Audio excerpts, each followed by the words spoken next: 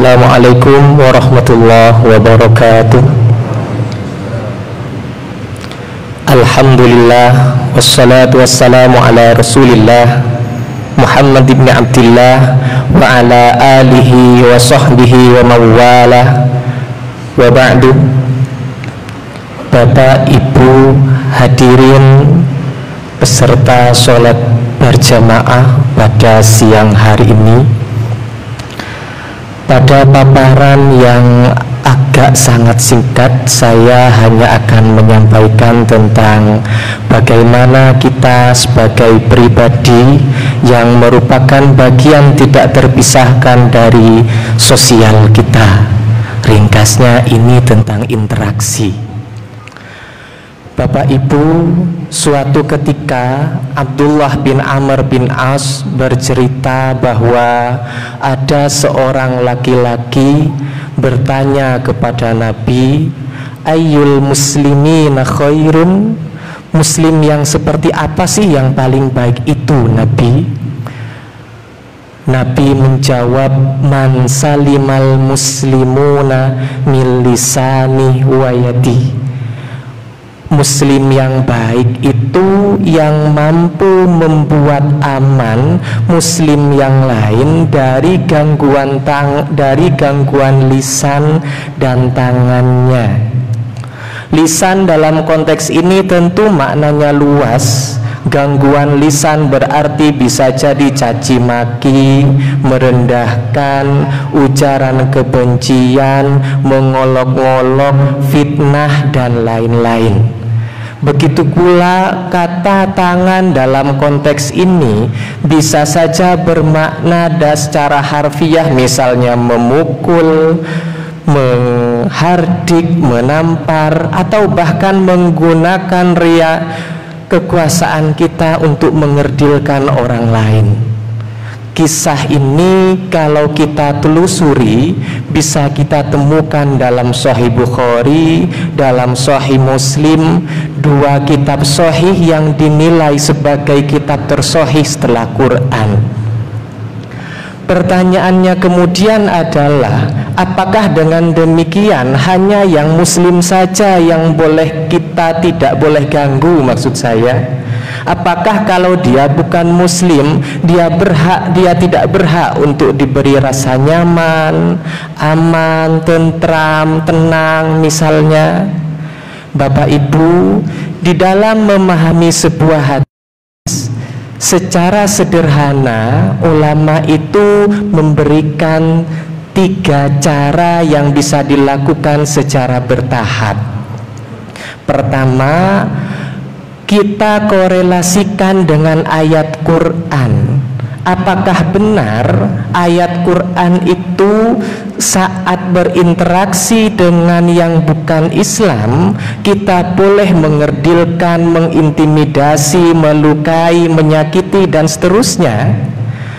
Di dalam Quran surat Al-Isra misalnya dijelaskan, walaqad karramna bani Adam wa hamalnahum fil barri wal bahri wa razaqnahum minat thayyibat wa faddalnahum ala katsirin mimman khalaqna tafdila. Dalam ayat ini tegas Allah menyebutkan bahwa yang namanya anak cucu Adam, yang namanya manusia itu secara dasariah, secara alamiah itu sebenarnya mulia. Oleh karenanya, atas dasar apa kita tidak memuliakan mereka? Kemudian misalnya kita ketemu dengan ayat yang berbeda, la yanhakumullahu 'anil ladzina lam yuqatilukum fiddin wa lam yukhrijukum min diyarikum an tabarruhum wa tuqsitu ilaihim innallaha yuhibbul muqsitin. Kalau kita terjemahkan secara bebas kira-kira artinya begini: Allah itu tidak melarang kalian untuk berbuat baik, berlaku adil kepada siapapun selama dia tidak memerangi kalian atas konteks agama kalian dan tidak mengusir kalian dari negeri-negeri kalian.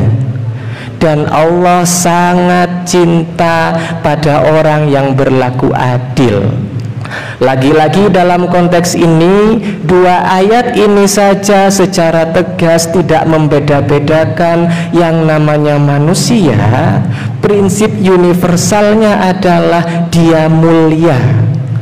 Kemudian cara yang kedua adalah, maksud saya langkah yang kedua, kita korelasikan, kita hubungkan dengan praktik Nabi. Apakah Nabi waktu beliau masih hidup itu hanya menerima mereka yang seagama dan kemudian menolak yang berbeda atau tidak? Dalam sebuah riwayat disebutkan bahwa suatu ketika ada iringan jenazah lewat di depan Nabi dan secara spontan Nabi berdiri. Lalu ada orang yang mengingatkan, "Nabi, itu jenazah orang Yahudi loh." Apa kata Nabi? "Alaisat nafsan?" Bukankah mau Yahudi atau tidak dia ini, atau itu bukankah sebuah jiwa yang itu artinya layak untuk tetap dihargai, dihormati dan diberi rasa nyaman. Dalam riwayat yang lain misalnya disebutkan bahwa di Madinah itu Nabi punya seorang pelayan masih muda, dan suatu ketika pelayan ini sakit, Nabi pun menjenguknya, lalu Nabi mengajaknya masuk Islam. Hal penting yang mau saya tekankan pada kisah ini juga berkaitan dengan bagaimana penerimaan beliau terhadap orang yang berbeda. Saat itu Nabi punya kuasa, Nabi punya hal yang tidak dimiliki manusia pada umumnya, kekuasaan, pengaruh, dan pastinya Nabi di Madinah sebagai tokoh paling penting saat itu. Tapi beliau tidak pernah menggunakan posisi beliau yang sangat penting untuk menolak keberadaan orang lain, bahkan yang berbeda agama sekalipun. Dan langkah yang ketiga adalah agar pemahaman kita terhadap sebuah teks itu paling tidak mendekati kebenaran, kita harus mengorelasikan dengan konteks kita hari ini. Jangan sampai pemahaman kita itu ternyata expired, kadaluarsa. Teks ayatnya benar, hadisnya benar, tapi kalau tidak didukung dengan cara memahami yang benar, khawatir kita sakit secara interaksi dengan orang lain. Bapak Ibu yang saya hormati, kesimpulan singkatnya adalah dalam muamalah, kalaupun seandainya kita tidak terhubung dengan orang lain dalam ikatan keimanan, atau biasa kita menyebutnya ukhuwah Islamiyah atau ukhuwah imaniyah, paling tidak kita terikat dengan orang di sekitar kita itu dari aspek ikatan kebangsaan, ukhuwah watoniyah. Atau kalaupun seandainya kita tidak terikat dengan orang lain dari aspek keimanan, keagamaan, kebangsaan, paling tidak kita terikat dengan mereka dari aspek insaniyah, ukhuwah basyariyah atau ukhuwah insaniyah.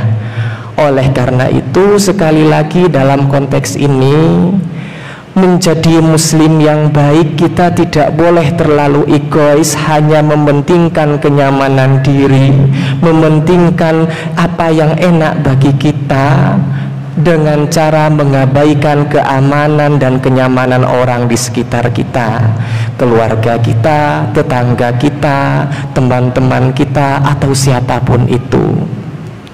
Dan akhir kata dari saya, terima kasih atas perhatian yang diberikan. Mohon maaf untuk segala hal yang tak berkenan, dan assalamualaikum warahmatullahi wabarakatuh.